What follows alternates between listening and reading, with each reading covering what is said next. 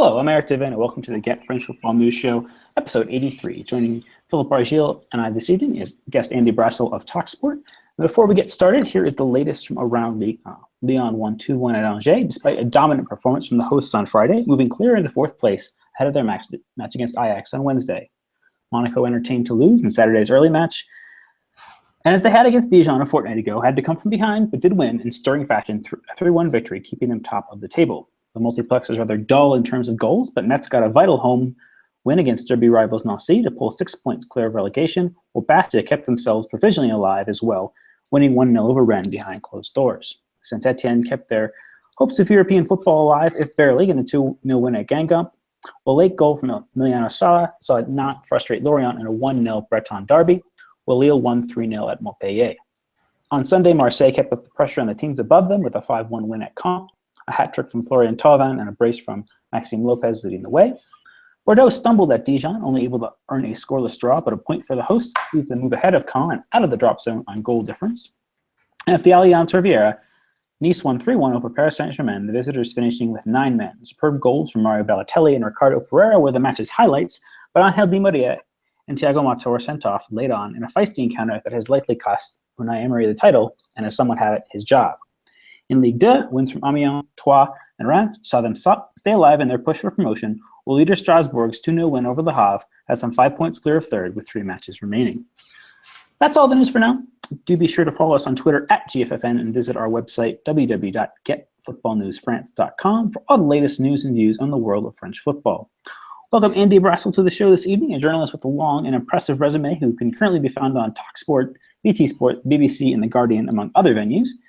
So let's start this evening with a thrilling encounter between Nice and Paris Saint-Germain. A 3-1 win for the hosts does give them faint hope of catching their opponents for second place, but more importantly, gives Monaco a massive opportunity to win the title. Andy, PSG's meltdown has garnered many of the headlines, but credit where credit is due. Nice has to be the real story here. Talk to me about the way this team's evolved through this season, and indeed improved, even in the face of a raft of injuries. Yeah, well, I think we go before the raft of injuries, Eric, and we just look at the players who left last summer. And I think that's easy to forget now. The fact that they lost Atem Ben Arfa, of course. The fact they lost Valère Germain, who went back down the road to Monaco. And Jeremy Pied, I think, is a big one as well, because the fullbacks are really important for Nice last season. And people kind of forget about Pied because A, he went to Southampton, and B, he's been injured. So he sort of disappeared from view. So to deal with that has been fantastic. To deal with a new coach has been something else, but it's all really been down to Lucien Favre, I would say. Obviously, he had a good base already in place in terms of the infrastructure of the club, the way it's run on a day-to-day basis, and some very good players there already. But I think, A, the tweaks in emphasis to the way they've played, B, the personnel that he's brought in, and I'm thinking about Dante and Willian Cyprien, and until he got injured, who was absolutely fantastic. As you say, that was a big injury, along with that Alassane player. And it's interesting. I think when you look at their strength this season, it's all been about midfield. And Younes Belhanda, of course, has been another signing who's done a good job. But for me, Jean-Michel Seri has been the best player in the team. And I think if you rewind 12 months, not only is it difficult to imagine them flourishing to, well, not even the same degree, a far greater degree, without Ben Arfa, without Germain, and without Pied. You would have thought that Vincent Cossiello would have been an obvious first pick, as he was last season. Now, the fact that he's not been in the 11 for a lot of the season just shows how incredibly strong they are in midfield. And, this has helped them to control the tempo of games. If you look at the stats, that they keep the ball better than anyone in the division apart from Paris Saint-Germain. And that, again, was, I think, a notable point of this win over PSG, because not just tactically, but psychologically, making the switch when you play PSG from having 2/3 of the ball to having a third of possession is a really difficult one. But they managed to manage that really well, especially in the first half, and defend very doggedly in the second half when Paris upped the tempo, especially after they got a goal back. And I think that just shows their versatility, how smartly they're coached, and how well organised they are. Yeah, I would definitely tend to agree with that. Adam, one of my co-writers, and I had a piece in the Guardian about the evolution of this, and I have to agree. I think that Favre's tactical switches have been incredibly innovative, as well as using players in slightly different roles. Ricardo Pereira and Seri, I think, are two fine examples of that. Philip, Unai Emery played a starting 11 nearly identical to the one which thrashed Monaco midweek in the Coupe de France. Now, was this loss somewhat down to tired legs, particularly in the case of veterans like Maxwell and Thiago Motta, or is something bigger at play here? Sorry, go ahead. Sorry, Philip. Go ahead. It's definitely got to do with the opposition more than the PSG players being tired or anything. Once again, every time PSG seem to fall against a side that's is not too bad defensively, well organized, and that was Nice last night. The 4-4-1-1 worked quite well. And it's a bit strange to see that actually PSG started the game much better. And if there's one player I wanted to pinpoint that actually changed the game, it was Seri.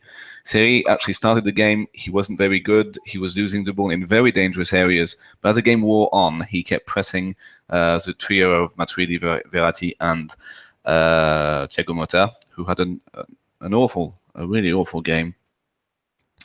And once again, PSG just like this kind of identity and knack of pulling your socks off and doing the business when there's quality in the on the pitch. It's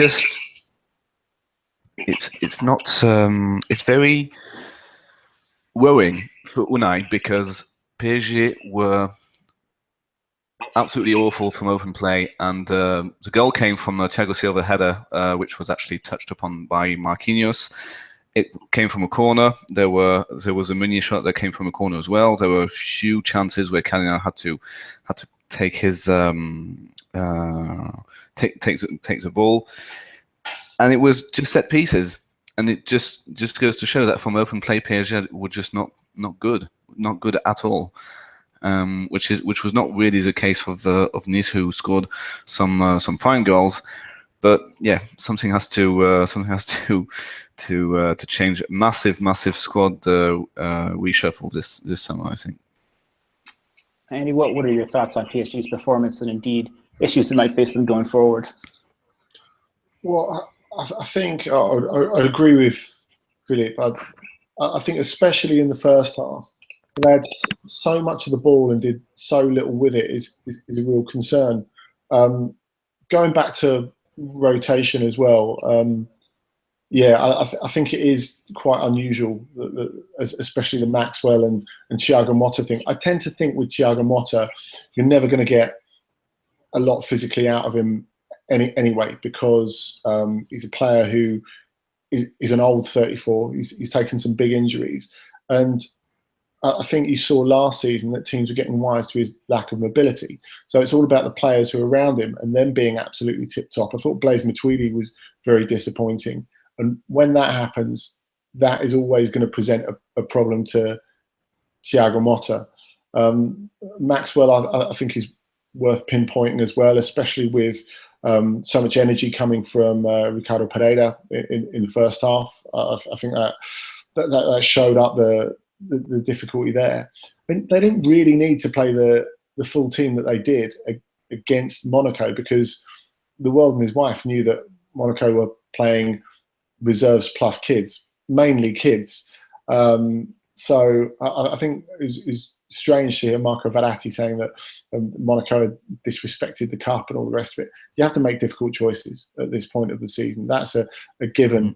And I think Paris could have thought ahead and maybe played a half and half team themselves. That would have been enough to win the game still. They still would have got to where they wanted to go, and the cup final. And given that they're carrying injuries in the squad at the moment, it's a really unusual decision. So, I think there are questions to be asked, but I think a lot of these questions or a lot of these criticisms that get levelled specifically at Unai Emery, and I don't expect him to keep his job next season, about them coming up short in big matches, especially cup matches. I think you could you could level those really at Laurent Blanc as well. I think there comes a point, like Philippe says, with getting to a point where you have a reshuffle, where maybe it's not the coach, maybe it is the players. You look at people have talked about them bottling against Barcelona and bottling this game against Nice. But you know what? If you go backwards and you think of the quarterfinal against Manchester City in the Champions League last year, if you go way back and think of them going to Stamford Bridge in the Champions League with a 3-1 lead and managing to make a mess of it when they had a lot of chances to kill the game, you wonder if it's something intrinsic in this set of players. And I wouldn't be surprised to see a couple of big heads roll this summer. Obviously, there are financial implications and intricacies to be worked around when that is the case. But I've heard a lot of criticism in France of Thiago Silva since that Barcelona game. And people wondering whether he's a good leader anymore. Now, obviously, last night showed he's still an incredible threat from set pieces. But I think there is that concern about leadership in the side, especially post-Latan. And I think with Marco Verratti having stepped up into more of that leadership role when he's still quite a young player, it shows the lack of other leaders around him. And that's what would concern me if I were part of the PSG hierarchy. Beyond the coach, I think you have to look A, on the pitch, and B, the leadership off it in the football management area, because I think Patrick Kluivert's really out of his depth as well. So there needs to be a lot of freshening on and off the pitch, I think. You mentioned something being intrinsic to the players. I think sometimes it's PSG fans feel that it's intrinsic to the club in general of just making a mess of a very good position, like against Barcelona. Let's look at the substitutions last night. Okay, you had for some reason Unai started Aurier in front of Meunier. It was probably because of tied legs or something. I don't know, but to me, it wasn't the best move, and of course it's easy to say that in hindsight. First substitution was take off Maxwell, a left back, and replace him by Meunier, a right back. So you're 1-0 down in a massive game. If you lose it, you're out of the title race. You've lost the title. What he does is he changes fullbacks. Then the second substitution is he takes off Aurier, which he probably should have done at halftime, and replaces him with Rabiot. Matuidi goes at left back, and then the first real attacking threat related substitution he does is Lucas after 77 minutes. So basically, probably the substitution you would think about first was made with 30 minutes to go. And this is a problem. I'm not criticizing Unai. I don't want him to be sad. I want him to stay. I want him to get rid of loads of players he doesn't like Atem Ben Arfa. I mean, it needs to be said. I mean, we need to talk about what's going to happen to him if Unai stays, because he can't. He can't stay if Unai stays. There's going to be this debate. This debate is going to have to be made sooner rather than later, because he wasn't taken with the 18 players that went down to Nice, and this was his game. I mean, I'm sorry, this was for him. I mean, he knew the place. He played there last season. He was brilliant there last season, and PSG needed goals. They needed creativity, inventiveness, and Ben Arfa was at home watching the game, probably on television, or I don't know. It just it really needs something really needs to be done this summer. I'm thinking of the names. I'm thinking of Aurier, Marquinhos, Martin, Lucas. I mean, get rid of those four first, and maybe Ben Arfa if Unai stays. Then you freed up a lot of wages to recruit players that you could very well do like Bayern and recruit just in Ligue 1. And that would be, Certainly, I think there's a lot of decisions to be made. But speaking about future plans, Andy, Nice will once again face some restructuring this summer, as they had last summer, getting rid of Germain, Ben Arfa, as you mentioned, Pierre, Nampalys Mendy. But they've got big decisions coming up this summer as well. Mario Balotelli, Eunice Belanda's on loan, Ricardo Pereira's as well. It does not look like Porto will let that deal become permanent. Willan Cyprien and Alassane Player are also both likely to miss the beginning of the season. But are we talking about, with Nice a side who can sustain success based on the evidence you've seen this season? Yeah, I really think so, Eric. I mean, it obviously depends what you define as success. For them, I think staying around the top 3 or 4 is good, and getting into the Champions League is going to be key. But I think you make a good point. The fact that if Cyprien is back for the start of next season, will he be at full tilt when it comes to the Champions League playoffs? I think they have to strengthen. I'm not talking about going crazy and going on a spree. What they've done is about stability, and that, fine coach as he is what has helped Lucien Favre to pick up the thread and build on it. But I think the big decision is Balotelli. I think, because, as you say, Ricardo Pereira, they've got limited control over that, and if Porto were to do a permanent deal, they're going to charge what they want, which is going to be a lot of money and very possibly beyond the means of Nice. Belander, I expect to stay. He seems to really like it there. Balotelli should stay, I think.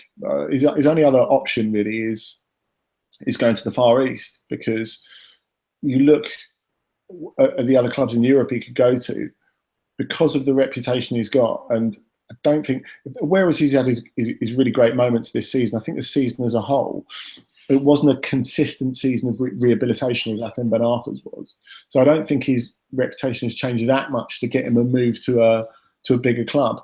Now, Ben Arfa comes into the picture as well, because of course he's been linked with a return to Nice. I don't see a situation where you can include Balotelli and Ben Arfa in the same 11. And that's not just because of the possible dispute over the fact that Ben Arfa's fresque was painted over with Balotelli's one. I think it's a lot to carry. And Balotelli's been a work in progress. He's been a fascinating work in progress throughout the season. And I think we've seen in recent weeks, at the point where he really needed to step up and replace player, his industry was terrific against Paris Saint-Germain. The way he didn't rise to the Paris players provoking him was really fantastic as well.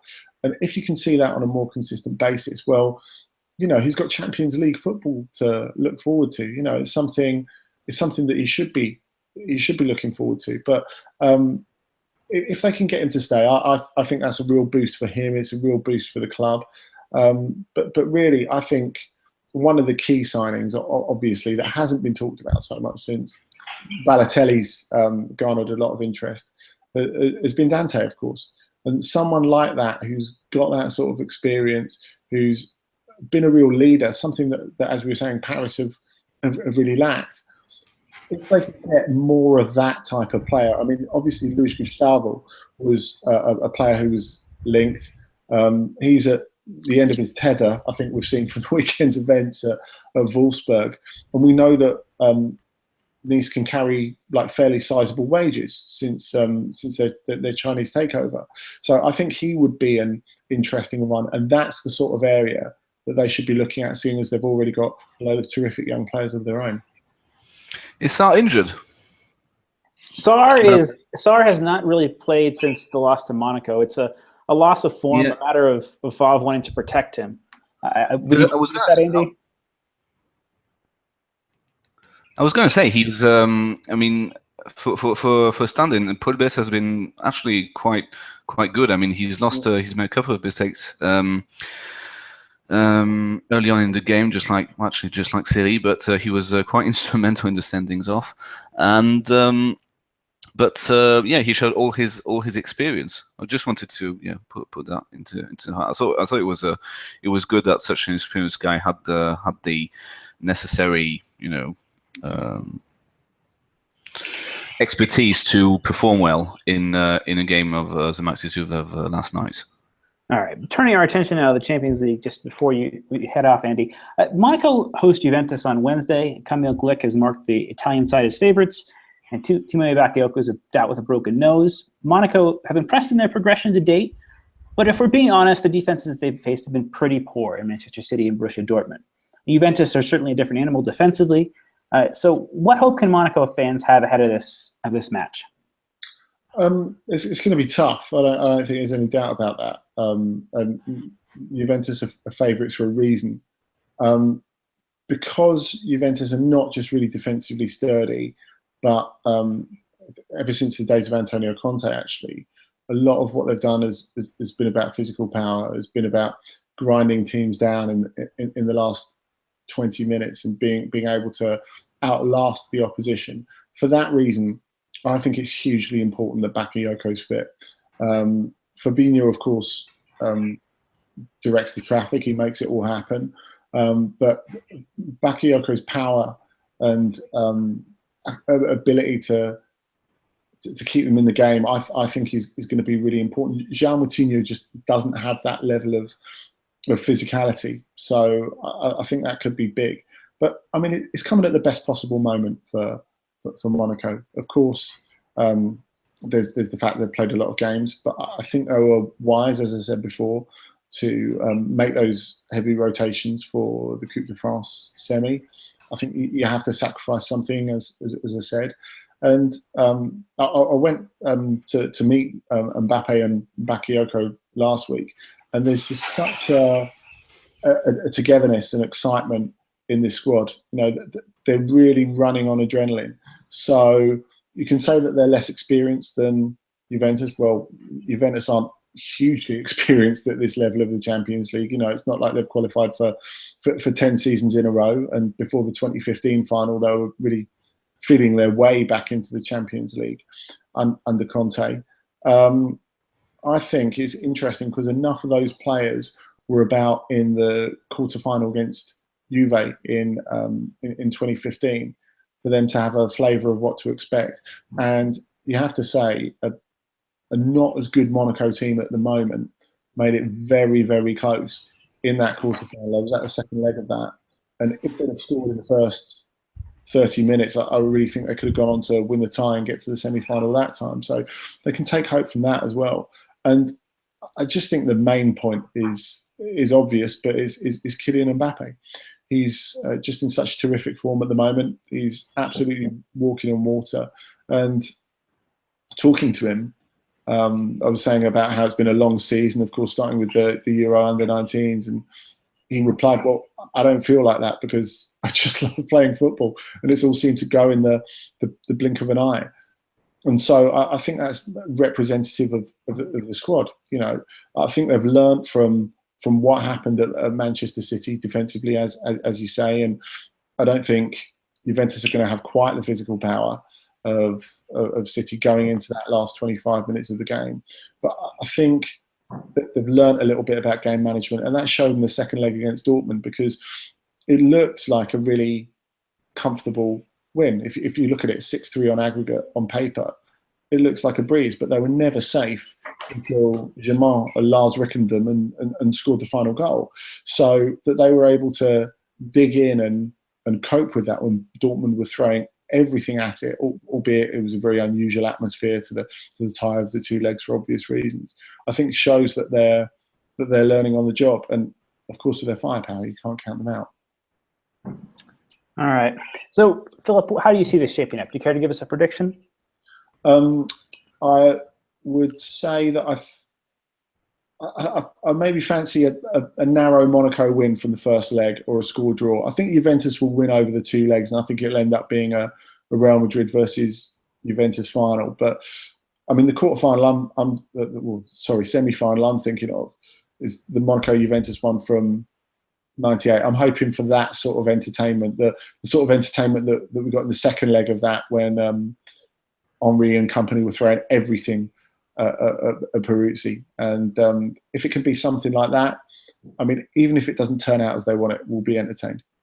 How did this finish? Because I actually wasn't into football at that time. I got into football at the 98 World Cup, so that was just before. So how does this end? Monaco Juventus? Juventus won 4-1 in the first leg, and it looked like a breeze in Italy, in Turin. And in the second leg at Monaco won 3-2. But it was again, it was closer than it sounds. They really peppered Juventus that night. It was very, very exciting. All right, Andy, before I let you go, I did want to ask you about the Europa League. Corentin Tolisso and Alexander Lacazette are doubts for this match. And lacking their key attackers, do Lyon try to play more defensively in Amsterdam, or should they press for that important away goal? I think an away goal's hugely important, but I think given the amount of attacking players they carry, given the fact that they've had their defensive issues this season, I think they have to go with Gonalon and Toussaint in front of the back four. I think that's the only sensible way to do it. Of course, the other good thing about that is that allows Tolisso, presuming he's fit, which it looks like he will be, to play further up the pitch. And especially with Lacazette not playing, his late runs into the box are going to be very, very important. All right, thank you for joining us, Andy. Do be sure to follow him on Twitter at Andy Brassell to stay up to date with all of his various work. Thank you very much for joining us, and hope to speak to you soon. Thanks. Speak soon. Thanks. All right, Philip, what about you? Lyon still look a good bet for fourth, even before adding a potential 3 points from the Bastia match, but they lack much synthesis against Angers on Friday. Is the European final a bridge too far, or do you think they can defeat this Ajax side? I was actually surprised. I mean, I didn't watch the game on Friday evening. I was actually surprised that Lyon won at Angers and took this tie as relatively seriously, considering what was going afterwards. I mean, they are playing for their season basically, because if they don't win this tournament, and they've got a very good chance of doing it. If they don't win this tournament, they face maybe losing Lacazette and Tolisso. And I honestly expected maybe a goalless draw or a score draw, but didn't actually expect Lyon to win this. So it was actually a nice surprise. Sorry, go ahead. And regarding this, I mean, it can only be positive for the semi-final. But I mean, I'm taking you watch the game, so you probably know more about it than I do. Well, what I would say is if you didn't see Lyon's goals, they were thoroughly bossed by Angers. Angers looked really, really good. Lopez played a blinder. And their goals were, I mean, really freakish. One was a deflected cross that Sissoko mishit in the clearance, and it went off Albuena and in. It just really wasn't a picture of synthesis in Lyon and full attacking flow. It's assuming at their very best. Thinking about those matches, the one against Roma recently, the first leg where they won, it was not vintage Lyon by any means. The news that Tolisso is possible to play is I think certainly a good thing, but I do worry about the lack of Lacazette in that match. I think it's going to be really tough for Lyon. If Lacazette can return with a modicum of fitness, hopefully he can play for, say, 30 minutes against Nantes on Sunday if he's not fit on Wednesday, just to get a sense of being back to, if not full fitness, a sense of rhythm for a competitive match, and he can be ready to go. If he's not, he's not available for either leg, I really do worry about Lyon's chances. They've tried Fekir, they've tried Depay at center forward, they've tried Cornet a handful of times as well. There just isn't somebody who has not only that goal scoring threat, but that work ethic from center forward. I mean, Depay is a fantastically talented player, as is Fekir, but I think really what sets Lacazette apart, what makes him such a dynamic player, is that he does work so hard. He's really evolved into a real leader on the pitch this season. And his passing, his ability to link play with wingers cutting inside or overlapping fullbacks, he's a really complete center. He's not just a poacher. They accused him of being earlier in his career.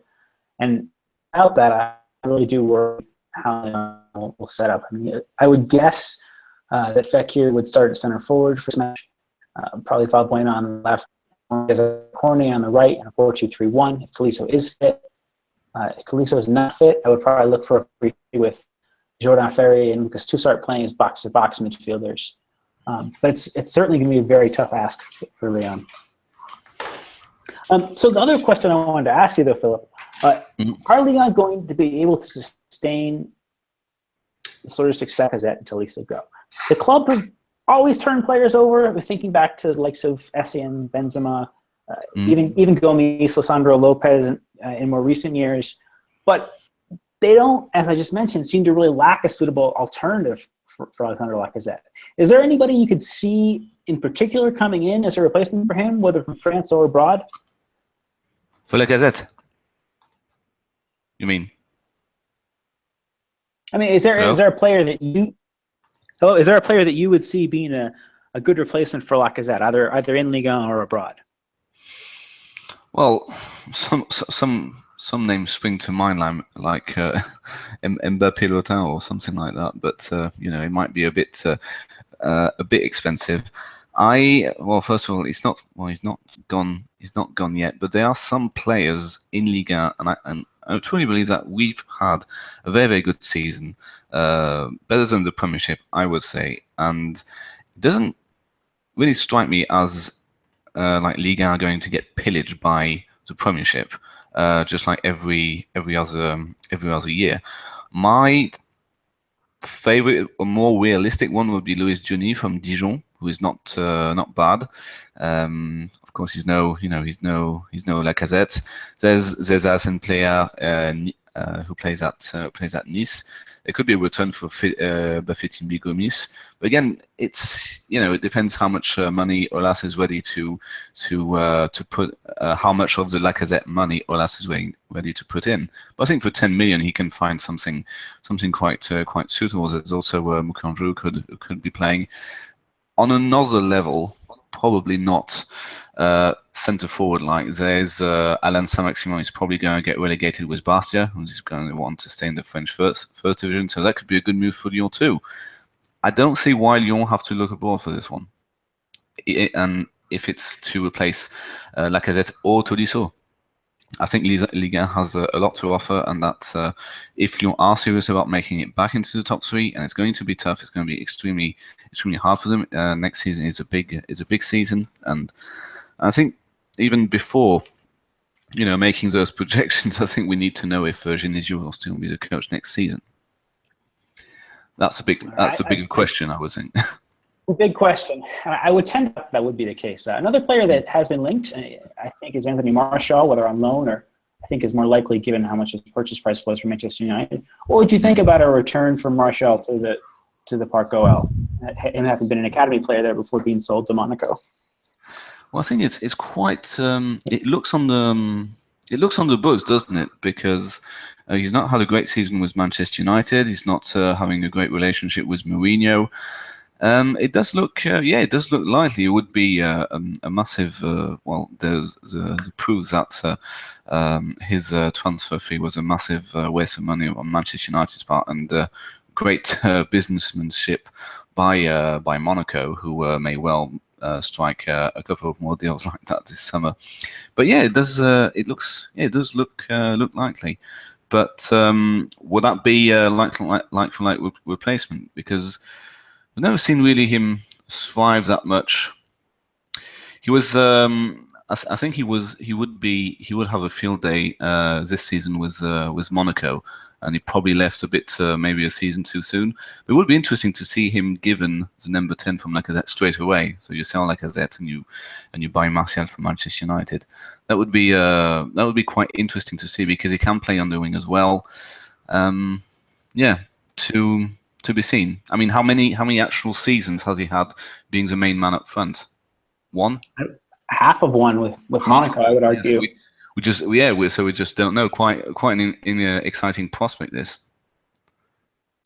All right. So turning away from you?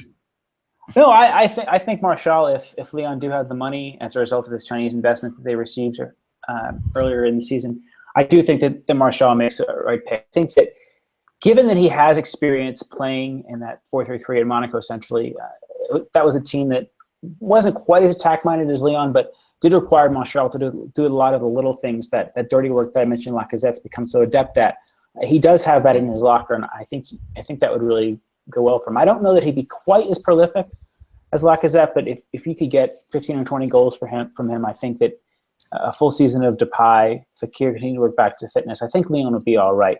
Again, especially with Tolisso leaving, I do question a return to the top three, but I think that Lyon would certainly be a force in Europe again, and right about that cusp of the top three. I think that Monaco and PSG probably look a good bet to repeat as top two. I think it remains to be seen how the summer shapes up for Nice, but certainly Lyon could put themselves into that conversation. So I wanted to also take a look. We had PSG confirm second place first, though, before talking about.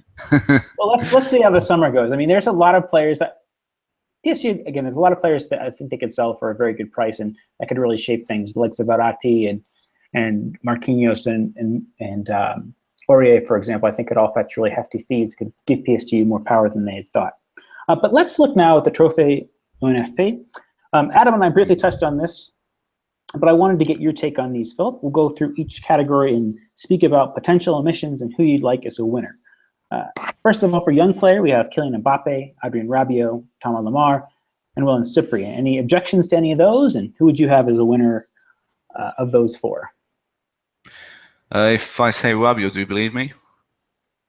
Philip, it's your opinion on that. No, of course, no. It has to be Mbappe. All four are extremely good shouts.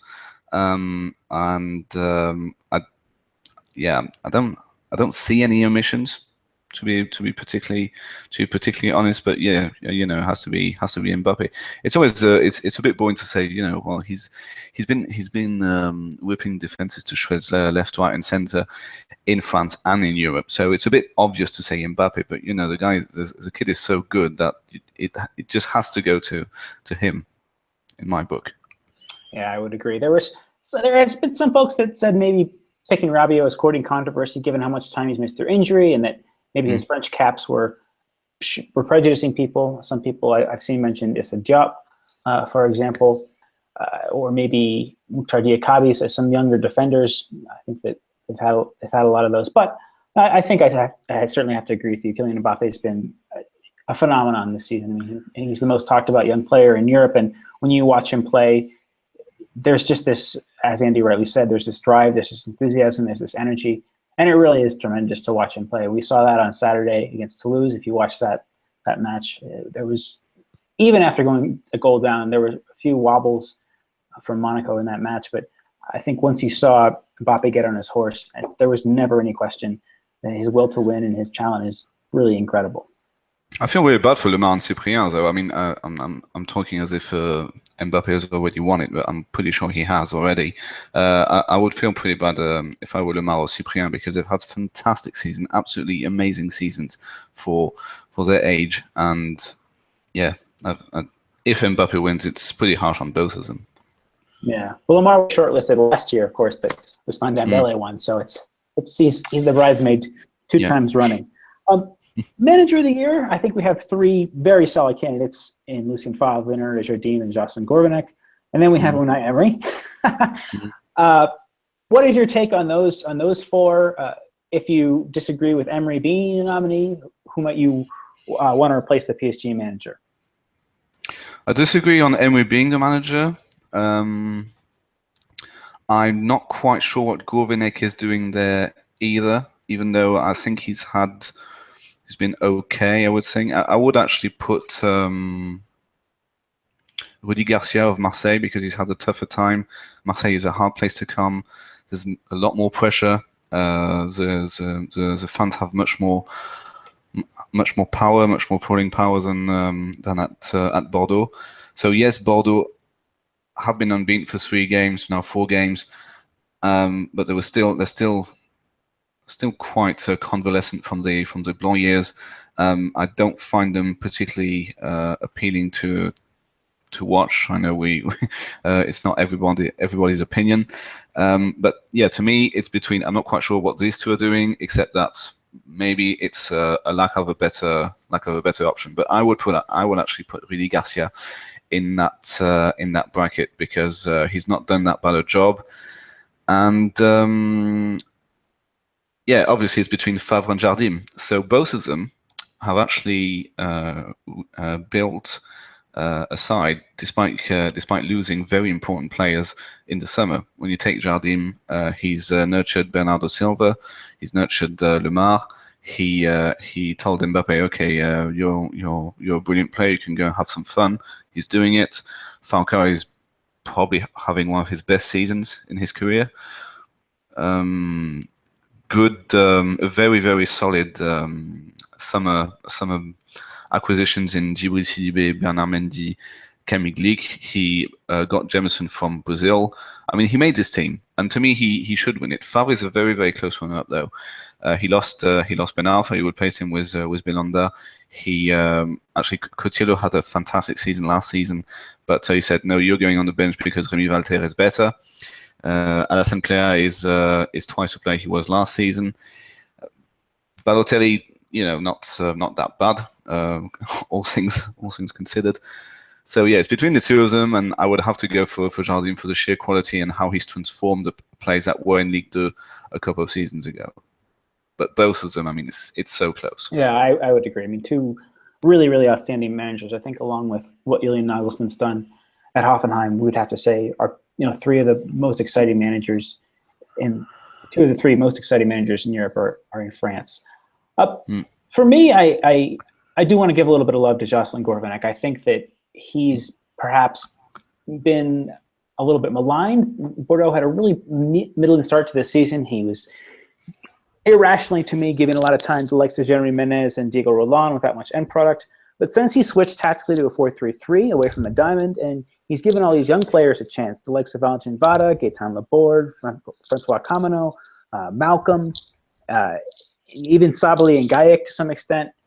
I think that Bordeaux have looked a more complete team. They're really exciting to watch. Vada in particular has really come out of nowhere. I mean, the other players we've mentioned, Laborde aside, have had some experience in Liga and they have looked decent. But I think that Vada has been an incredible box-to-box / attacking midfielder, a lot of energy, a lot of power, and I think he's really one to watch. And I think that Gourvenec gets a lot of credit for this. I think that if we see this Bordeaux team in Europe next year and they're not broken up, I think that France really have a team that they can look to continue the high standard of play that we've seen from the likes of Lyon and the likes of Monaco this season.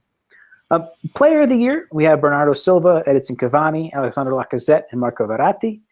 Any disagreements with that list? Who would you have in it that's missing, and who would be your player of the year?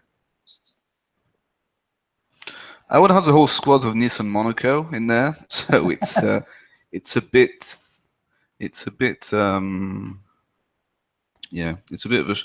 a short list.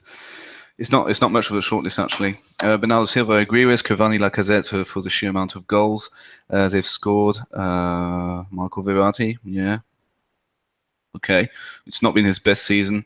You could also throw fellas like Willian Cyprien, Rémi Walter was quite good. Why isn't Fabinho in there? Actually, I'll give it to Fabinho. I think, given if we're taking, I think this list is extremely obvious, as in they have taken two of the two top scorers. I think they are. Yeah. Yeah. I can't seem to find them. Well, anyway, it doesn't matter. Yeah. So 31 for Cavani, 24 for Lacazette. They've taken Verratti. I'm not entirely sure why, and Bernardo Silva for his quality. But there are other players. I mean, yeah, you have Thuram, you have Fabinho, who was very good as well. You had Dante, who has been quite good as well. Cardinal, we'll probably talk about him where we'll have goalkeeper of the year.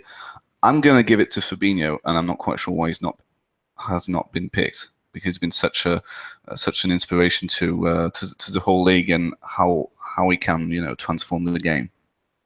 And we saw it in the League Cup final. I mean, his absence changed everything. Yeah, I have to absolutely agree with you there, Philip. Jean-Michel Seri is another one who I think might be aggrieved not to be on that list. But I think absolutely the difference between Monaco with Fabinho and Monaco without, I think, is in terms of his positioning, his work rate, the way he can cover the fullback positions and allow those players to get forward and to allow a freer row for Bakayoko or Moutinho, who's ever alongside him.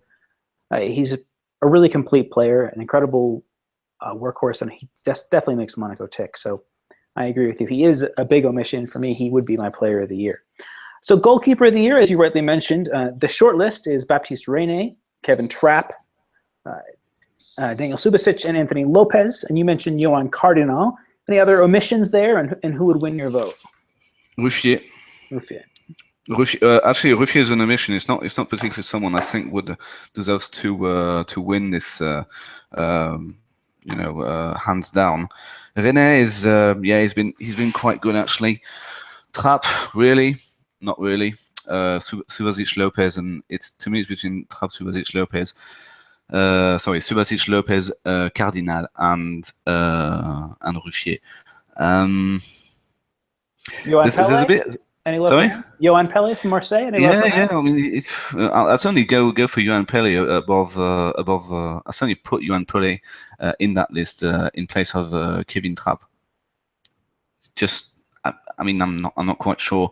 I think there's a lot of PSG psychology there.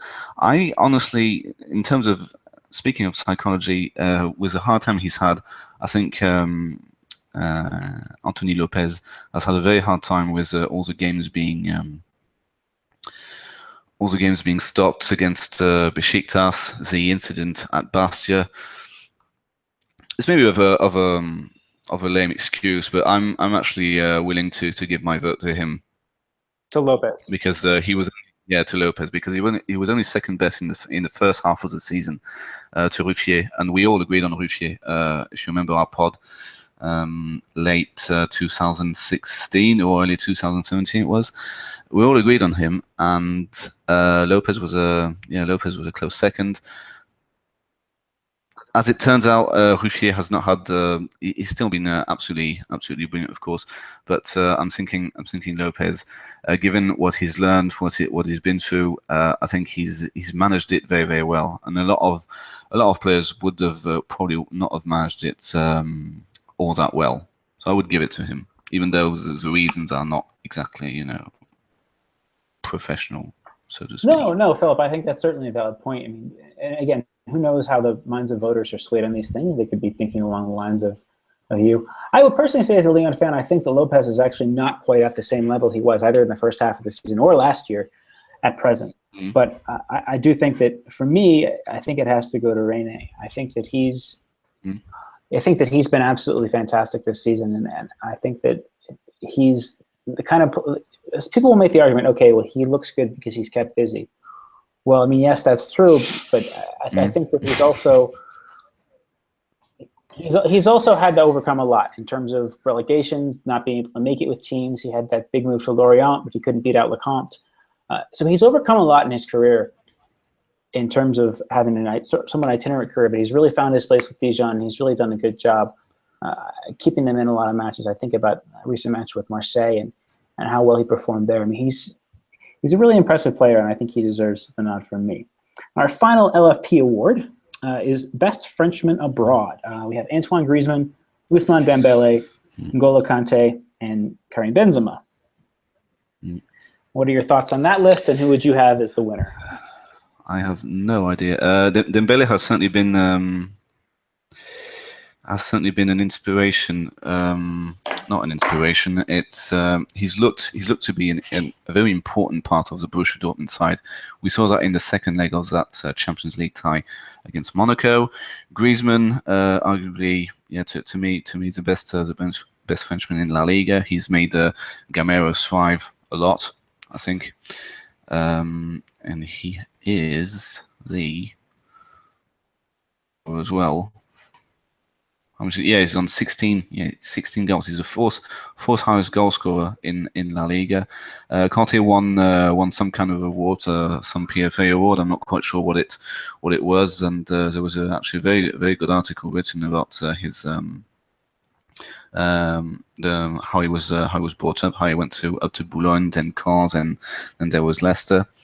So to me, it would be between Griezmann and Kante. I don't think Benzema has had that good a season, to be honest. I think he's had better since he's at Real Madrid.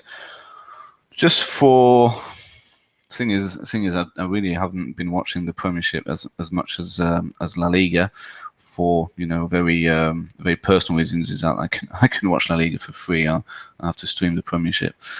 So I'm going to give it to Griezmann. All right, I think it's certainly a lot of players in the running. I think he deserves it as well. I mean, it's. I can't really say as an expert that Kante doesn't deserve it. I'm sure he's very deserving as well. And Dembele, for his age, I'm sure he'll win it at some point as well. But I think he deserves it on this whole season, to be honest.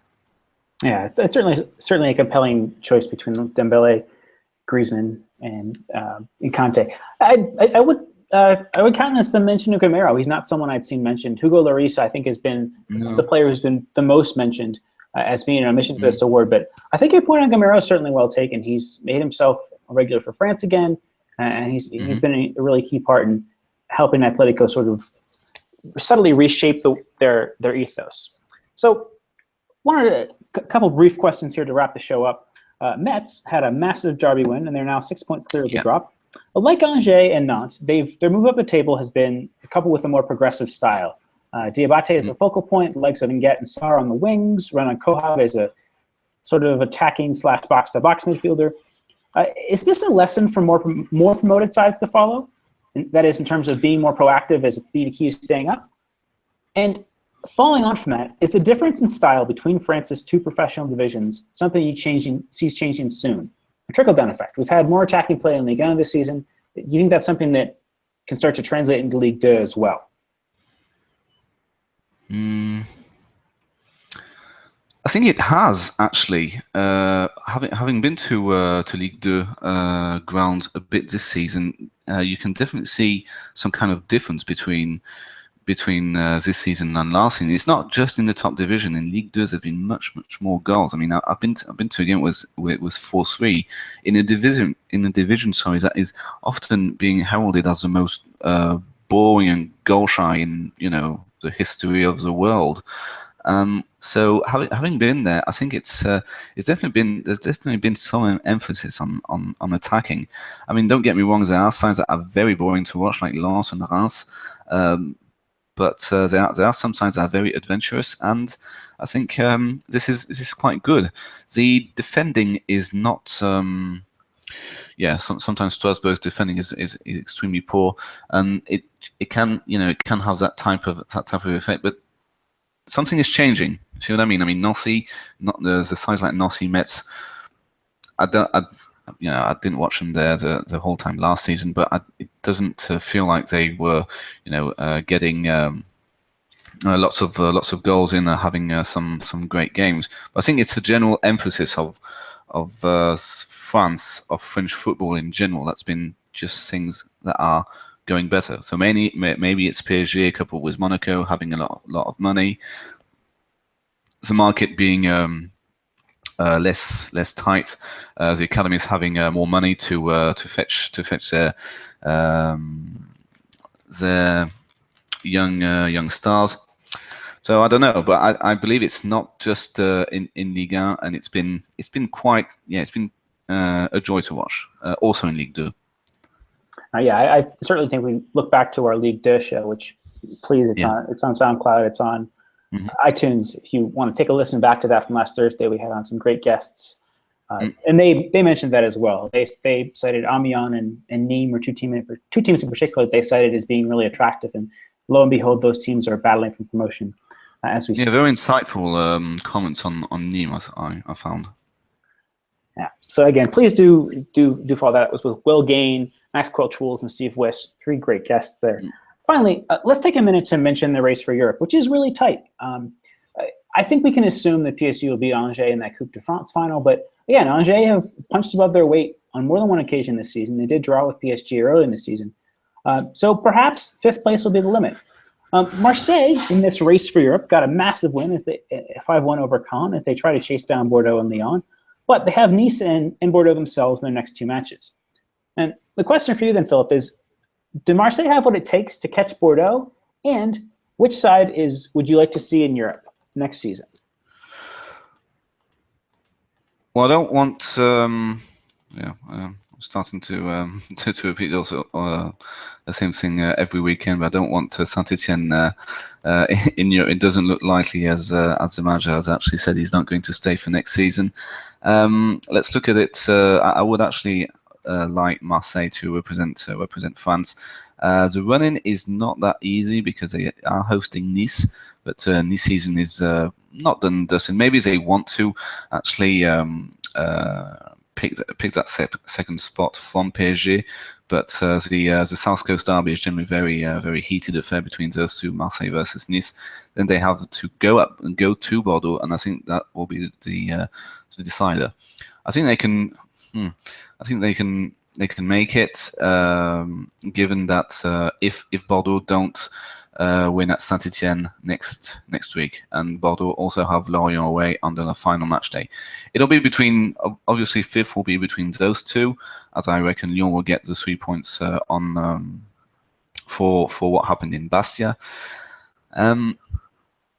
Yeah, I think it depends.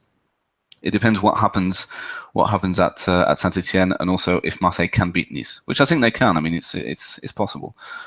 If I had to bet, I would say Marseille can do it, but they won't ultimately. But that 6 is still a very, very nice progression compared to what was it, 10th last season? Not very good.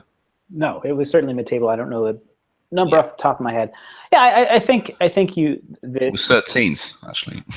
Oh, that's right. Wow. Yes. I think that we should look at Marseille being in Europe as being a good thing for France. That this Frank-McCourt project, if it does come to fruition, again, I don't agree necessarily with how he's approaching it in terms of bringing links to Dimitri Payet, links to Giroud, links to Yohan Cabaye. But still, if he's going to take the opportunity to invest in players, having Europa League as a carrot to dangle, particularly in front of the likes of a Cabaye, who's not going to get that with Crystal Palace, I do think that that's going to be a powerful lure for certain players. Now, finally, we had breaking news during the show that Christophe Galtier has confirmed that he will not be with Saint-Etienne after the end of the season. I just wanted to get your reaction to that, Philip. Not entirely surprised. It has been coming. He's been at the club for a very, very long time. He's the longest-serving manager at the same club now. Given that we don't have that type of Giroud figure anymore. Giroud stayed for himself for something like that feels like 100 years. Not very surprising that he left. And I think I'm not quite sure if this is actually a good thing. I think it's a good thing for him, for his career, or where he wants to go, and if he wants to be at that type of club in the future. I mean, could be your manager next season. Strangest things have happened. But I think Saint-Etienne will have a tough time finding someone who, with as much character and as shall we say, as comfortable of dealing with the academy and on a shoestring budget. I think he's done a terrific job, especially in the early days. He's actually established Saint-Etienne as being a regular in Europe, and that Saint-Etienne may struggle to find someone who fits that bill. All right. I would have to agree with that analysis as well. That does conclude the show for this week. My thanks to our guest, Andy Brassell. Do be sure to tune in Thursday, as Nathan will be back to join Adam and I to recap the European action. But in the meantime, you can follow us on Twitter at GFFN and visit our website at www.getfootballnewsfrance.com. Philip Bargiel, I've been Eric Devin. Thank you, and have a pleasant rest of your week.